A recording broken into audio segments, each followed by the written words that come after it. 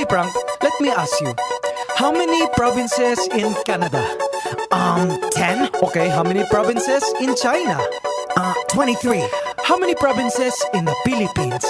I don't know. How many? Believe it or not, 81. Abra, Kalinga, Aurora, Laguna, Maguindanao, Ifugao, Isabela, Aklan and Basilan, Sulu, Biliran, Leyte, Cagayan, Bulacan and Palawan, Batanes, Batangas, Bohol, Guimaras, Agusan del Norte, Agusan del Sur, Capiz, Cavite, Bataan, Masbate, Ilocos Norte, Ilocos Sur, Tadlac, Tawi-Tawi, Cebu, Sarangani, Camarines Norte, Sorsogon, Compostela Valley, Quezon, Zambales, Camarines Sur and Bukidnon, Zamboanga, Sibugay and Del Sur, Albay, Zamboanga del Norte din. There's Pampanga, Nueva Ecija, Nueva Vizcaya and Camiguin. These are the Philippine provinces. Every Pinoy in the world comes from one of them. Mabuhay! These are the